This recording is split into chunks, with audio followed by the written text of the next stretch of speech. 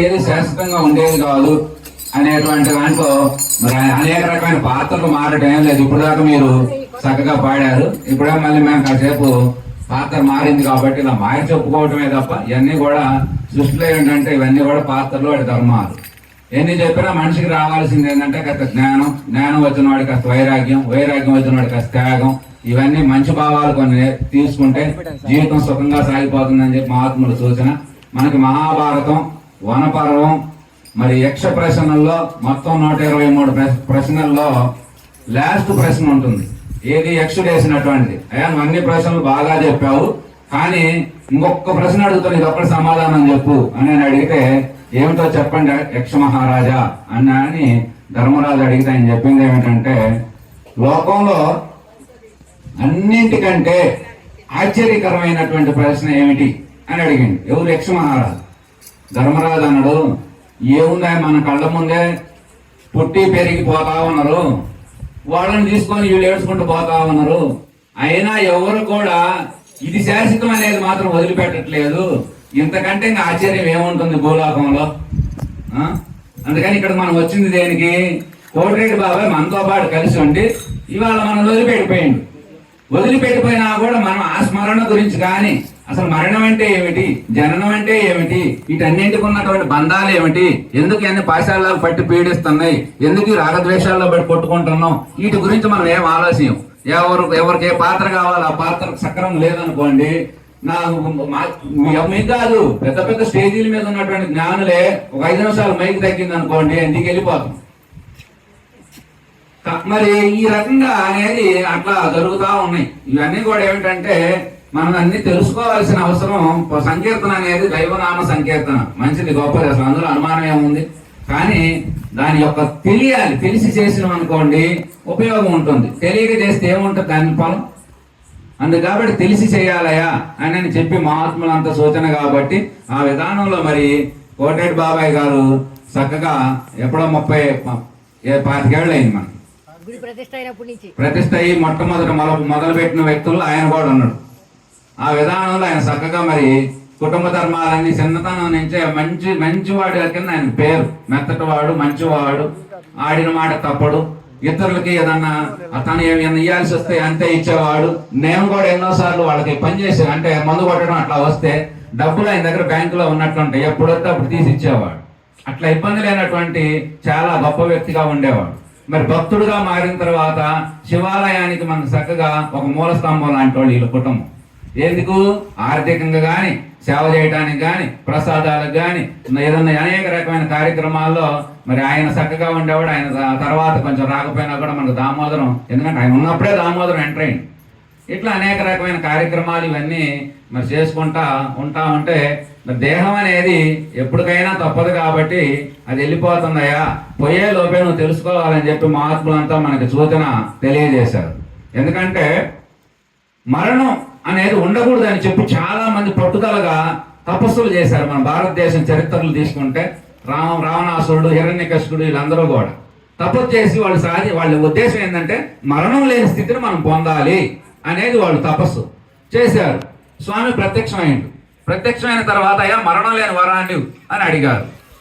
అదైతే జరిగే పని కాదయ్యా, సృష్టించబడినవన్నీ కూడా మళ్ళీ తిరిగి నశించవలసిందే, అది కాదు కానీ ఏదన్నా కోరుకోను. అప్పుడు హిరణ్యకశిపుడు ఏం కోరుకున్నాడు? రేత్రి కానీ పగులు కానీ, నీటిలో కానీ, ఎండలో కానీ, వానలో కానీ ఎప్పుడు కూడా మరి ఇంట్లో కానీ బయట కానీ ఒక జీవి చేత కానీ ఎట్లా కూడా ఎట్టి మరణం లేనటువంటి వరాన్ని నాకు ప్రసాదించమన్నాడు. ఆ అభయం ఇచ్చాడు. ఆ తర్వాత నరుడు, నరసింహుడు అంటే ఒకటి కాదు ఆయన 2. పొద్దుగేట సమయంలో మరి సూర్య అస్తమయం సమయంలో సంహారం జరిగింది. అటు ఇంట్లో కాదు బయటలో కాదు, వాకిట్లో కాళ్ళ మీద కూర్చొని పెట్టుకొని చేసిండు. అంటే ఏ రకంగా చేసినా కూడా మరణాన్ని జయించలేము అనేది తథ్యం. మరి మరణాన్ని జయించకపోతే మరి అజరామరత్వం అని కొంతమంది చెబుతా ఉన్నారు. ఏమిటి అజరామరత్వం అంటే? జననం మరణం లేని స్థానాన్ని అలంకరించిన వాళ్ళు ఉన్నారు. అది ఎట్లా? ఇదిగో మనకు ఆ ఫోటోలో ఉన్న గురువులు అందరూ ఉన్నారు, వాళ్ళందరినీ మనం బ్రతుకున్నట్టుగానే భావిస్తాం. కారణం ఏమిటి? రాముడు, కృష్ణుడు సైతం మనలాగే పుట్టి, మనలాగే పెరిగి, మనలాగే శరీరాన్ని విడిచిపెట్టారు, కానీ వాళ్ళు ఎప్పుడు బ్రతుకున్నట్టే లెక్క. కారణం ఏమిటంటే వాళ్ళ గురించి వాళ్ళు సంపూర్ణంగా తెలుసుకున్నారు. వాళ్ళ గురించి వాళ్ళు ఎప్పుడైతే వాళ్ళకి సంపూర్ణంగా అర్థమైందో, నేనంటే ఈ దేహం కాదు, నేనంటే ఈ దేహాన్ని నడిపించేటువంటి ఆత్మే నేననే భావన వాళ్ళకి ఎప్పుడైతే కలిగిందో, ఆ ఆత్మ విశ్వాత్మగా ఉన్నది కాబట్టి, ఆ ఆత్మ ఎప్పుడూ బ్రతికే ఉంటుంది కాబట్టి, ఆత్మకు అసలు మరణం లేదు కాబట్టి, ఆత్మకు జననం కూడా లేదు కాబట్టి, అదంతా కూడా ఎప్పుడు ఉన్నది కాబట్టి ఉన్నది వాళ్ళుగా మారారు. ఇప్పుడు మనం ఏమనుకుంటాం, ఈ శరీరమే నేను అనుకుంటాం, ఏది శాశ్వతం కాదని చెబుతాం.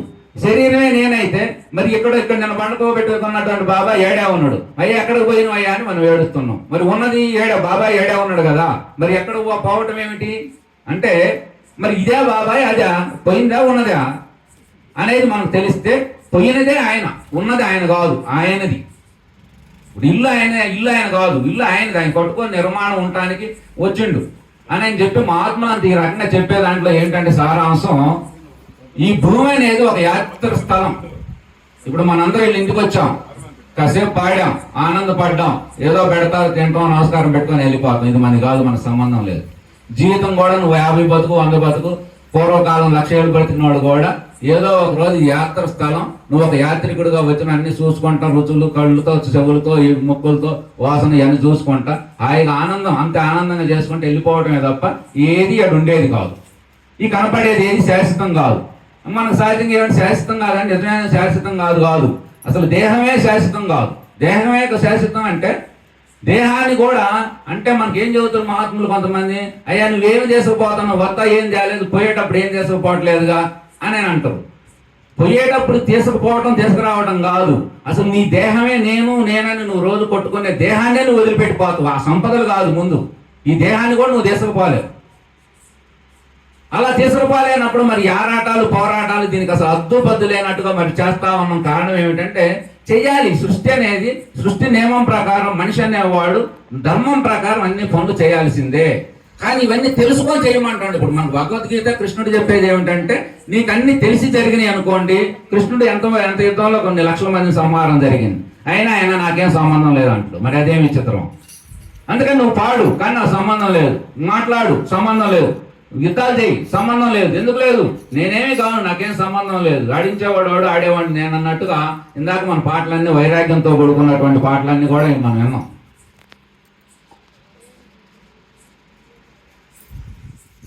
ఆ విధానంలో అట్లా మనకి ఇవన్నీ తెలియాలంటే దీనికి బోలెడు సాధనలు ఇవన్నీ అవసరం. వివేకానంద స్వామి అమెరికాలో గొప్పగా పర్యటన చేస్తాడు. ఎందుకంటే అక్కడ పోయిన తర్వాత ఆయన గొప్పగా స్పీచ్ ఇవ్వటం, అమెరికా పత్రికలన్నీ ఆయన కీర్తించడం, పెద్ద వాళ్ళు అందరూ కూడా ఆయన కలవటం, మాట్లాడుతూ ఉంటే ఒక పెద్ద బడా వ్యాపారస్తుడు వచ్చి ఈయన కలవాలంటే సరే ఆయన కలిశాడు. కలిసిన తర్వాత ఆయన అన్నాడు, మీరు చెప్పే గ్రంథాలని మేము చదవలేం, నువ్వు చెప్పే ఉపన్యాసాలన్నీ నేను వినలేను, నువ్వు చెప్పే సాధనలన్నీ నేను చేయలేను, కానీ టోటల్గా జీవిత సారాంశం అంతా కలిపి నాకు ఒక మొక్కలో చెప్పు. ఎందుకంటే నాకు టైం చాలా విలువైంది, నీతో ఇప్పుడు మాట్లాడిన టైంలో నాకు బోలెడు ధనం వస్తుంది, అందుకని నాకు విలువైన సమయం ఒక మొక్కలో చెప్పండి. వివేకానంద స్వామి తప్పని ఆలోచించకుండా ఆయన చెప్పిన మాట ఏమిటంటే, రోజు నువ్వు పడుకొని నిద్రపోయే ముందు ఒక్కసారి మరణం గురించి తెలుసుకో అన్నాడు. ఇంకేమి చెప్పలే ఆయన, అంతే. ఓ సింతేనా అన్నాడు. అంతే, మరణం గురించి తెలుసుకో. మరణం తెలుసుకోవడం కాదు, తెలుసుకోను.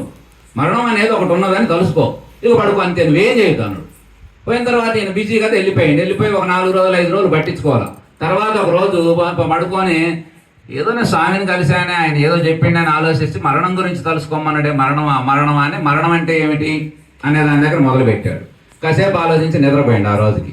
మళ్ళీ మరుసనాడు, ఎందుకంటే అది ఒకసారి బీజం పడిందిగా, అది మరుసనాడు ఆయన ఏం చేసిండు, మళ్ళీ వచ్చి ఆలోచించడం మొదలుపెట్టిండు. మరణం అంటే ఏమిటి, మరణం అంటే ఏంది, మరణం అంటే ఏమిటి అనేది దాని మీద ఆయన మొదలు పెట్టితే, ఆ మరణం అనేది ఏమిటి అనే దగ్గర పోయిన తర్వాత అసలు మరణం అంటే తర్వాత అసలు జననం ఏమిటిది, ఈ జనన మరణాల కారణం ఏమిటి అనేది ఆయన లోతుగా అధ్యయనం చేయడం మొదలుపెట్టింది.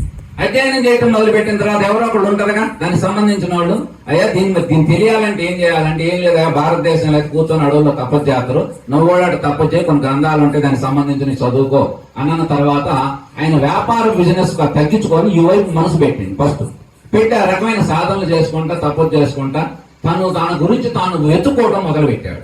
వెతుక్కునే కొంది మొత్తం తను దైవ పదార్థం అంతా, దైవం అనేది ఆయనకు అర్థమైపోయింది.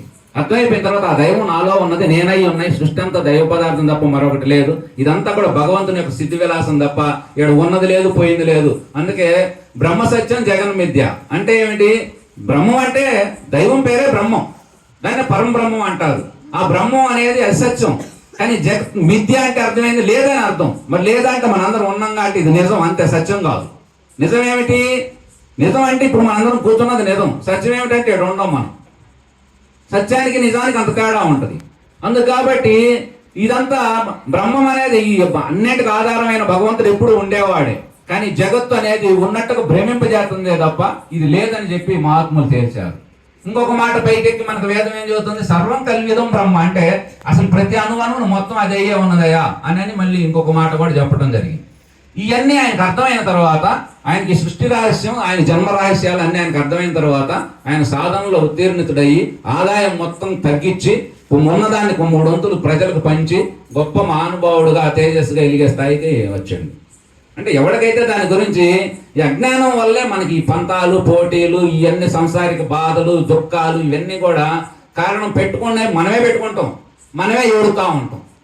పోనీ మనం అయ్యా నేనే కాదు మన సంసారం కావాలని పెట్టుకున్నాం, మేమెందుకు ఏడవాలని ఎవరు చెప్పం. అనేక ఏదో చిన్న చిన్న బాధలకు అన్నింటి కూడా ఏడుస్తూ ఉంటాం. కానీ జీవితం ఏంటంటే ఏమి ఏడవలసిన పని లేదు, అంతా ఆయన చూసుకుంటాడని నవ్వుకొని హాయిగా చేసుకోవాల్సిన పరిస్థితి ఉంది. దానికి రావాలంటే ఏంటంటే భక్తి అనేది మంచిది, భక్తి వల్ల భజనలు ఇవన్నీ చేస్తాం, కానీ జ్ఞానం రావాలి. జ్ఞానం లేకపోతే ఏముంటుంది? జ్ఞానం లేకపోతే అటు పశువు కంటే హీనంగా మానవ జన్మ వచ్చినదే చాలా గొప్పది అని మహాత్ములు చెప్పే మాట. ఎందుకంటే సృష్టిలో అన్ని జీవరాశులు మనలాగే పుడతాయి, మనలాగే పెరుగుతాయి, మనలాగే తింటాయి, మనలాగే సంపర్కం చేస్తాయి, మనలాగే సంతానం కంటాయి, కానీ వాటికి మంచి చెడు విచక్షణ లేదు. కానీ సృష్టిలో మానవుడు మాత్రం ప్రతి సృష్టి చేస్తాడు, సృష్టి మొత్తాన్ని తను వాడుకోగలుగుతాడు. ఆ యొక్క నైపుణ్యత మానవుడికే ఉన్నది. అట్లాంటి నైపుణ్యత కలిగినటువంటి మానవ జన్మ ఎత్తి నువ్వు చేయాల్సిన పని సక్రమంగా చేయకుండా, తెలుసుకోవాల్సింది తెలుసుకోకుండా, నీ గురించి నువ్వు అసలు ఏం ఆలోచించకుండా మొత్తం బయట వాళ్ళ గురించి ఆలోచించి, కుటుంబం బయట వాళ్ళ నువ్వు కాదు. ఎందుకంటే భార్యాభర్తలు ఇద్దరు 50 ఏళ్ళు కాదు 100 ఏళ్ళు కలిసి ఉన్నా, ఇద్దరు ఒకసారి పోయినరా బాబాయ్ పిల్లలు దేశపోయిందా, ఆయన పోయిందమ్మా నేను అక్కడ 2 ఎకరాలు ఆపుతాలే, నువ్వు తర్వాత రా చిన్నం కానీ బస్సు అంతేనా, ఇక్కడ వదిలిపెట్టిపోయింది కానీ, లేదా మనవాళ్ళు మనవరాలు దేశపోతామా? ఎవరు దేశపోం. వాళ్ళ అమ్మ నాన్న నేనే దేశపోయిందా? ఈ సృష్టిలో నువ్వు అంటారు అంతే. నువ్వు అంటారు అసలు దేహమే నీవు కాదని చెబుతుంది. ఇంకా లోనుకపోతే దేహమే నీవు కానప్పుడు నీవు మరి నీ కుటుంబం నువ్వేనా ఎట్ట అనుకుంటావు? అందుకని ఈ 2 రకాలుగా ఉంటుంది. ఒకటి ఇదంతా భ్రమగా ఉంటుంది, ఇంకొకటి ధర్మం ప్రకారం ఇవన్నీ చేయాలి కాబట్టి చేస్తాం అనేటువంటి దాంట్లో మనం చేసుకోవాల్సిన అవసరం ఉంటుంది. ఆ విధానం మనకి సత్యం అనేది తెలిస్తే జీవితాలు చాలా హాయిగా సుఖంగా ఆనందంగా సాగిపోతా ఉంటాయి అనేది మహాత్ములు వాణి అంతా మనకు చెబుతా ఉన్నది. ఆ విధానంలో మరి సమయం అంతా మించిపోయింది కాబట్టి నాకే కూర్చుంటే నిద్ర వచ్చింది ఇందాక. మరి మీకెందుకు రాదు అందరికి? అందుకని మరి కార్యక్రమం బాబాయ్ మనకి గ్రామంలో ఎంతో మనకి బాగా భక్తుడుగా, సరే మిగతా ఇతరితరు లేకపోయినా భక్తులుగా వారు వారి కుటుంబం మనకి ఎంతగానో మరి శివాలయం తరఫున మనందరూ కూడా ఒక టీముగా, ఒక ఉమ్మడి కుటుంబంగా మనం ఎన్నో కార్యక్రమాలు చేసేవాళ్ళం. పాపం ఆయన పాట పాడుతుంటే, ఎందుకంటే ఆ దమ్ము పట్టాలి పాట పాడుతుంటే, నేను ఈ నెక్క చూసి కొత్తలో నేను ఇటు పాడలేకపోతాను అనుకునేవాడిని. సోమవారం వస్తే ఏదో ఒక వండుకొని పిన్నా నెట్టు పెట్టుకొని వచ్చేవాడు పాపం నడుచుకుంటా. ఆ తర్వాత దామోదరం బండి అట్ట పెరిగింది అనుకోండి. అట్లా మనకి మరి కుటుంబం మనకి ఎంతగానో సహకరించింది కాబట్టి మరి బాబాయ్ గురించి చింతించాల్సిన అవసరం లేదు. ఎందుకంటే ఆయన వ్యక్తిగత జీవితం సాఫల్యం చెందింది. ఎందుకంటే ఆయన కొడుకుగా, తండ్రిగా, తాతగా, యజమానిగా కుటుంబానికి ఏం చేయాలో అవన్నీ చేసిండు. భక్తుడుగా కొంత జీవితం తరింపు చేసుకున్నాడు. చక్కగా వదిలిపెట్టి కైలాసం పోయిండు, ఇబ్బంది లేదు. ఆయన ఆయన సంతోషంగా ఉంటాడు. మనం కూడా ఆయన గురించి ఆలోచించాల్సిన పని లేదు. ఏదో ఒక రోజు ఆయన మన కాడికి రాడు, మనం ఆయన కాడికి పోవాల్సిందే. అందుకని ఆ సత్యాన్ని తెలుసుకొని మనందరం కూడా భక్తిలో కాస్త జ్ఞానం వైపు ప్రయాణం చేయాలి. గ్రామాల్లో ఈ రోజు నేను కొన్ని గ్రామాల్లో పోతే చెప్పే మాట ఏమిటంటే, భక్తులు మొదలుపెట్టింది మట్టారెడ్డి గారేనాయా భజన, ఆయన వల్లే మా అనుభవాడు బాగుంది, భజన కూడా బాగా జరుగుతుంది, కానీ పెద్దోళ్ళకు మైకీయుడు పిల్లలకు నేర్పుడు భయపెడుతున్నాడు, అందుకని